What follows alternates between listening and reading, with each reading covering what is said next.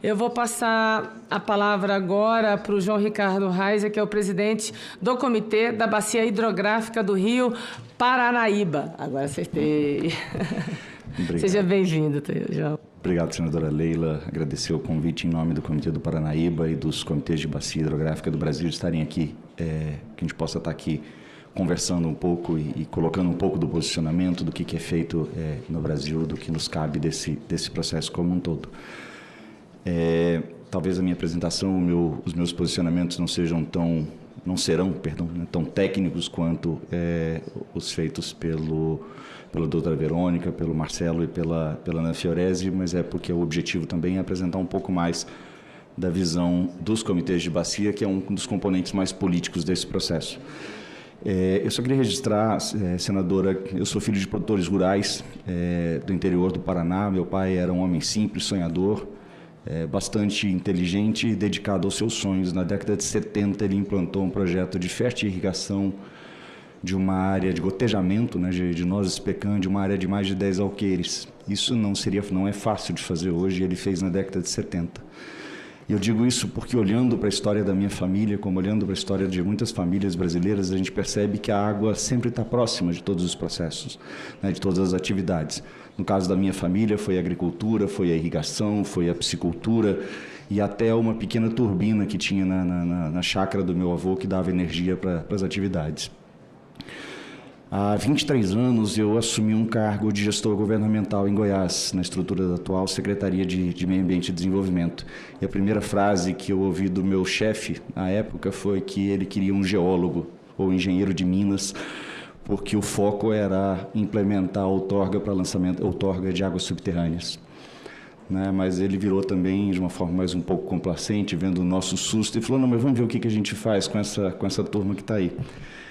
E é por isso que, olhando para trás, eu não consegui imaginar que há 23 anos, né, depois eu estaria, a água se transformaria em uma paixão para mim, como o Marcelo disse também, já há 28 anos trabalhando nesse setor, como vários colegas aqui da ANA também, do Sistema Nacional de Gestão de Recursos Hídricos, a ponto de um amigo brincar que eu sou monotemático. Eu só falo de água e eles têm medo até de perguntar se vai chover numa conversa de final de tarde. E por isso também que há 23 anos era para mim muito difícil, ou praticamente impossível imaginar que eu estaria hoje numa audiência no Senado da República, debatendo com a diretora, presidente da Agência Nacional de Águas, sobre segurança hídrica, gestão sustentável da água, em comemoração aí ao Dia Mundial da Água, aos 27 anos da Política Nacional de Recursos Hídricos, aos 25 anos da Agência Nacional de Águas. Também era difícil imaginar que a colega que entrou comigo, na área responsável pela gestão de recursos hídricos lá em Goiás, que ouviu a mesma frase, tivesse hoje num cargo importante na Agência Nacional de Águas, sendo superintendente da área de mudanças do clima. Né? Eu e a Ana Paula ouvimos essa frase do superintendente à época, há 20 anos atrás. Também não dava para imaginar que eu estaria, depois de 23 anos, há 2 mandatos como presidente do Comitê do Paranaíba, um dos 10 comitês interestaduais no território no qual nós estamos inseridos agora. Brasília está dentro da bacia do Paranaíba, e se fosse um estado, seria o 5º estado em relação ao PIB no Brasil. E por isso que estar aqui nesse momento para mim é tão caro e chega inclusive a ser emocionante. Porque nesses 23 anos que para mim representam a minha vida, quase que a totalidade da minha vida profissional, eu não consegui encontrar uma atividade que se desenvolva sem água como matéria-prima ou parte do processo produtivo. E talvez as minhas palavras sejam no sentido de tentar simplificar um pouco as questões técnicas que foram apontadas pela estrutura da ANA de uma forma muito competente, mas também para dizer que esse posicionamento, ele, em razão desses 23 anos de atuação, ou dos 28 do Marcelo e de todos os colegas aqui, para nós é muito difícil conceber que a gestão de águas no Brasil não seja tratada de uma forma com maior atenção, com maior prioridade, com uma maior priorização desses processos. Porque nós temos a percepção e o entendimento, de acordo com os dados que são levantados, que quando nós não priorizamos essa política pública, nós colocamos em risco o futuro do próprio país. né, gestão de águas e a nossa capacidade, como dito pela Ana Paula, de gerir de forma adequada um recurso que dá suporte a praticamente tudo que nós fazemos. A água é sempre lembrada como a questão do abastecimento, a frase água é vida, mas a água é também a perspectiva do uso múltiplo da água da agricultura, da pecuária, da irrigação, da indústria, do transporte hidroviário, da geração de energia, pesca, turismo, lazer, e também indissociável em relação às questões ambientais de uma forma geral. Falhas na segurança hídrica e na capacidade de atuação desse sistema, elas podem causar impactos, não apenas um desconforto em nós que conhecemos e defendemos e lutamos e trabalhamos nesse sistema, mas eles devem funcionar também, como dito pela Ana Paula, de acender um alerta quanto à segurança nacional. Escassez de água, poluição dos rios, a má gestão desse recurso leva a conflitos, instabilidades sociais, impactos econômicos que afetam diretamente a segurança do país. Está se discutindo agora o aumento de inflação. Parte desse impacto relacionado ao aumento da inflação tem um grande componente que é a produção de alimentos. E grande parte da produção de alimentos do Brasil e da nossa capacidade de atender ao mundo, mas também atender ao nosso próprio país com alimentos, está relacionado à água, na perspectiva dos impactos do que chove, mas está relacionado também à gestão de águas, na perspectiva do recurso hídrico que é utilizado para irrigação.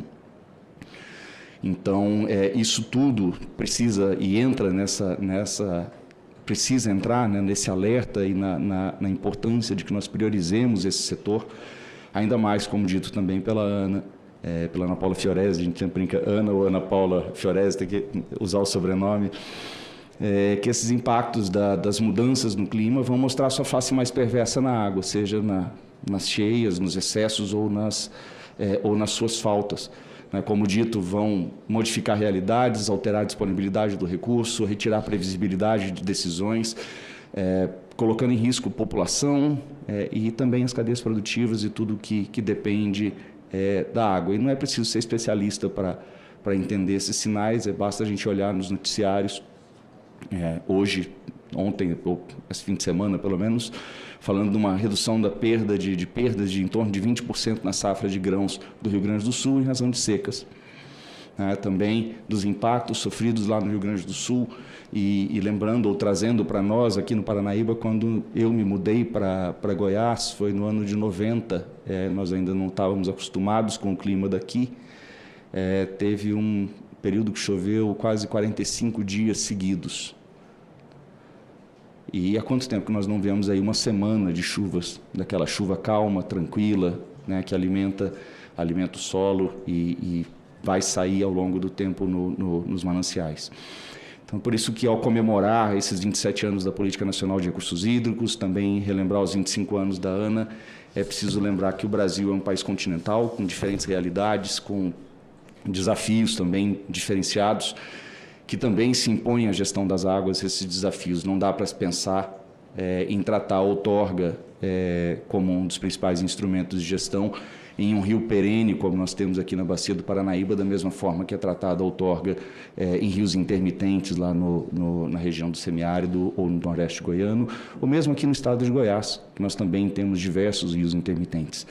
Então, perceber e reconhecer que nós temos grandes avanços, mas que a gestão da água ela entende e se adapta a todo o nosso território. Queria pedir para colocar a apresentação, que aí a partir de agora eu acho que eu já entro em alguns tópicos mais específicos que eu gostaria de registrar na imagem.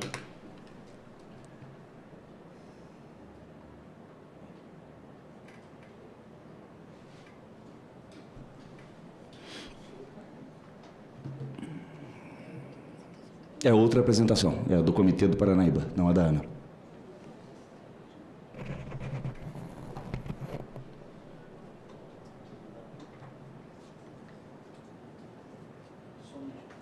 Tranquilo.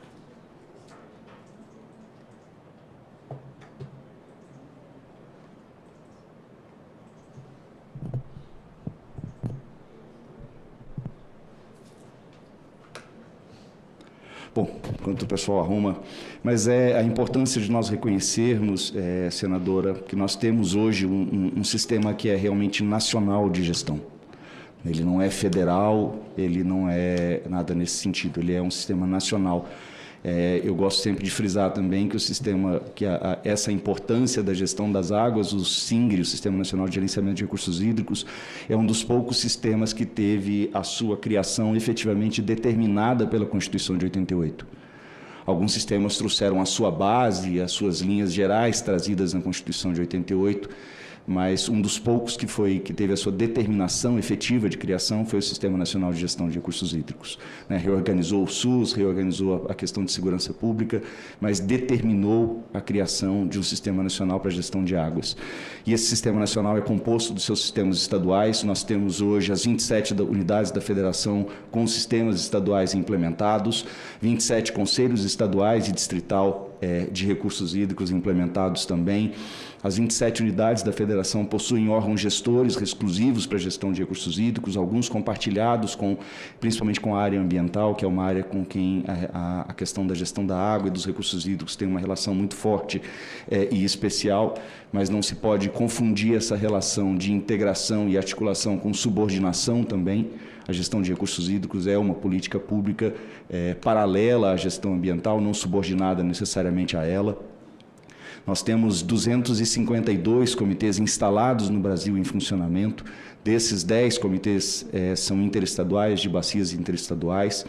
Essas bacias interestaduais representam aí aproximadamente 28% do território nacional coberto por esses comitês de bacia hidrográfica interestaduais, mais de 60 milhões de pessoas inseridas nessas bacias, mais de 2.900 municípios inseridos nessas bacias interestaduais. É interessante perceber também que esses comitês eles estão localizados, como disse o Marcelo, na perspectiva da população, nas regiões onde nós temos maior demanda por uso de água. Porque uma das questões, ou uma das grandes atribuições da gestão de águas é justamente isso, organizar os usos. E onde nós temos os usos, geralmente onde estão ali as pessoas, as atividades, etc. Então, água é essencial para as atividades humanas e econômicas, ela está presente como matéria-prima e parte do processo produtivo. Criação do SINGRE é outra atribuição ou princípio para a gestão de águas, é a questão da integração das políticas públicas, é uma atribuição que está marcada de uma forma muito sensível na gestão das águas, e também o fortalecimento dos comitês de bacia.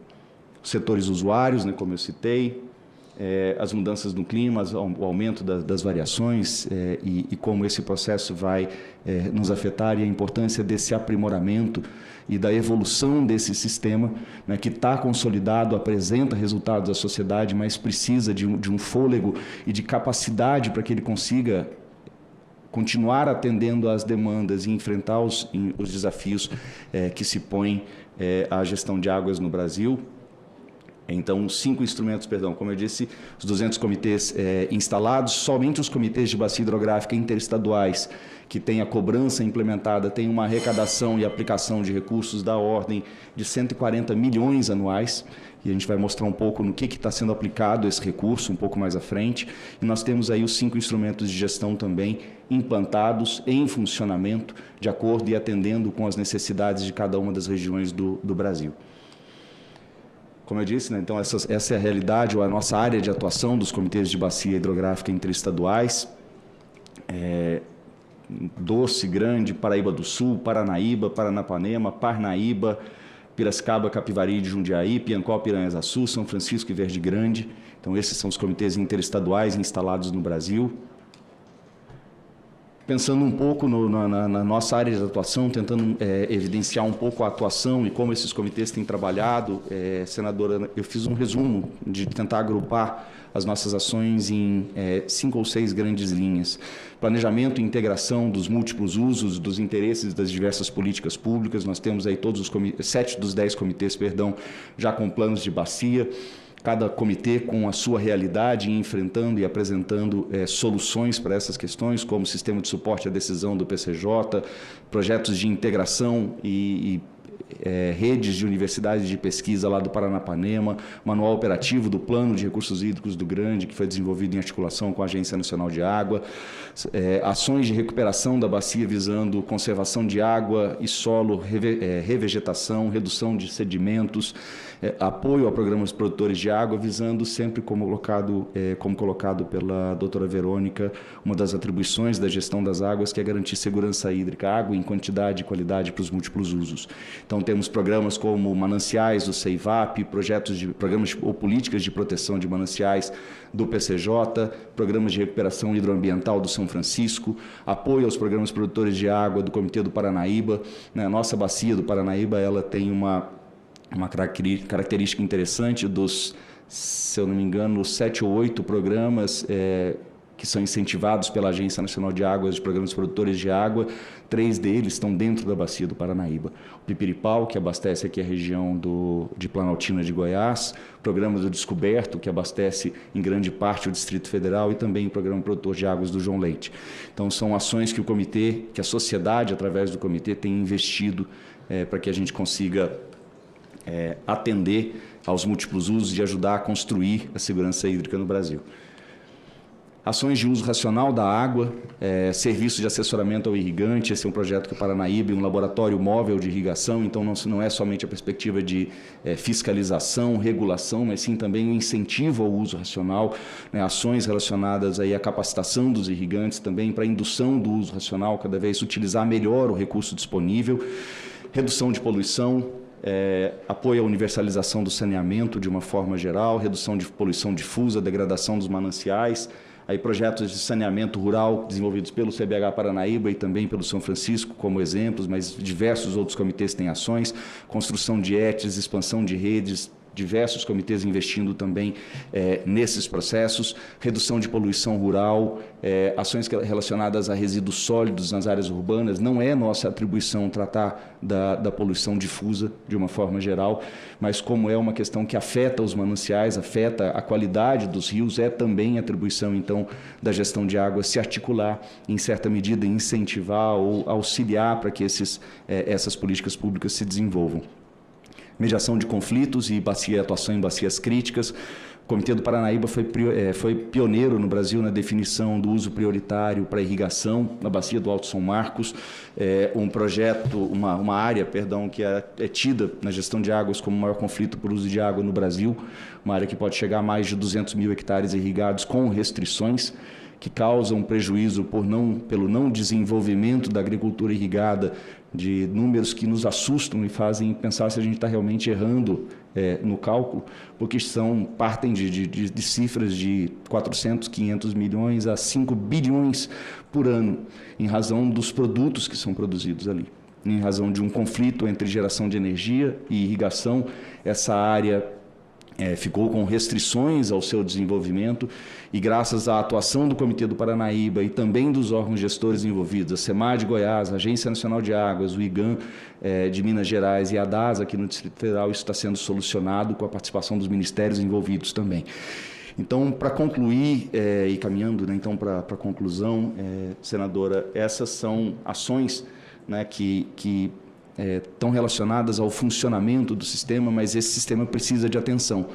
Ele precisa, como foi dito, reforçado, e a senhora nos agradece muito a atenção com que a senhora tem tratado e auxiliado a Agência Nacional de Águas e, por meio da ANA, todo o Sistema Nacional.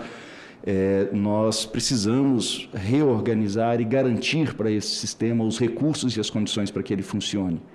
Então, eu até fiz uma brincadeira com neologismos. Nós sofremos durante algum tempo com restrições, contingenciamentos, e agora nós temos uma expressão chamada bloqueio, mas que o que interessa é o resultado, que o recurso não está sendo destinado para a área. E essa que é uma grande preocupação, porque o funcionamento desses componentes, dessas engrenagens complexas que foram construídas e vêm se desenvolvendo, eles dependem desses recursos para que a gente consiga atingir esses objetivos. Monitorar o clima, os mananciais, é fundamental para esse processo, mas é fundamental para que a gente possa tomar boas decisões. E todo esse sistema está em risco em razão desses contingenciamentos e da falta de prioridade que se dá à gestão de águas no Brasil. né? Se nós observarmos diversos outros países, é possível perceber que a questão da água, na perspectiva de um recurso, ela tem uma atenção muito maior pelo impacto que ela traz. Isso talvez seja, para nós, um problema gerado por talvez pelo número que a senhora, inclusive, citou no início da sua fala. 12% das águas doces disponíveis do mundo estão no Brasil. Se a gente somar as águas subterrâneas e o que vem de fora, dá quase 18%.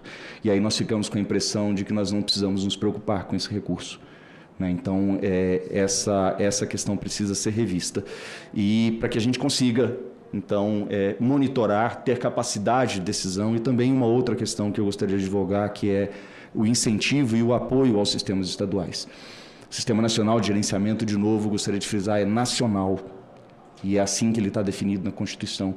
E a atuação dos técnicos da ANA, ela acontece a par e passo com os órgãos gestores em cada um dos estados, né? Então, cada um dos estados tem também as suas estruturas e elas precisam desse apoio. A agência tem programas importantes que estão em risco em razão desses contingenciamentos ou bloqueios de recursos e estão prejudicando o funcionamento, a gestão e a nossa capacidade de garantir água em quantidade e qualidade para os múltiplos usos. E, por fim, uma última questão, me cabendo também aí a representação dos comitês de bacia, que o Senado, o Congresso tem um papel fundamental nesse processo, que nós temos aí avanços importantes na gestão de águas que precisam ser trazidos, mas há também algumas preocupações no caso de um enfraquecimento do Sistema Nacional de Gestão de Recursos Hídricos. Algumas políticas públicas precisam ser trabalhadas de uma forma muito séria no Brasil, até para que a gente consiga enfrentar os impactos dessas mudanças, né? Como um desses exemplos é uma política de infraestrutura hídrica para o Brasil. Isso é fundamental, que no Brasil a gente tenha uma política, um processo para tratar dessa questão. Mas isso não pode ser colocado ou não pode ser tratado às custas do enfraquecimento do Sistema Nacional de Gestão de Recursos Hídricos, né? E essa é uma percepção dos comitês de bacia, na medida em que a proposta que está no PL 4546, ele trata da retirada de atribuições dos comitês de bacia e, em parte, dos instrumentos de gestão, onde os planos deixam de ser obrigatórios e passam a ser, né, deixam de ter uma capacidade de efetivamente determinar as ações e passam a ser consultivos. E, da mesma forma, os comitês de bacia perdem a sua determinação também de colegiados consultivos, normativos e deliberativos. Eles passariam a ser somente consultivos, e isso enfraquece uma outra questão que aí eu gostaria só de complementar os destaques que a Ana Paula Fiorese fez, da importância de todo esse sistema, de todo esse arranjo, mas só complementar da importância da articulação e integração das políticas públicas dos diversos atores dentro desse processo. E, para encerrar, que o país precisa de uma gestão hídrica forte, participativa, eficiente e devidamente financiada para assegurar a segurança hídrica aos usos atuais e futuros do processo, sempre destacando que é muito difícil para nós interferirmos nos impactos das mudanças climáticas, tanto é que se fala muito mais em adaptação, mitigação e enfrentamento. E essa mitigação, enfrentamento e adaptação, ela vai vir através da gestão e da nossa capacidade de atuação. E esse tem sido um dos elos mais fracos que estão dentro desse processo. Obrigado, senadora. Nós que agradecemos a sua explanação, doutor João Ricardo Reiser.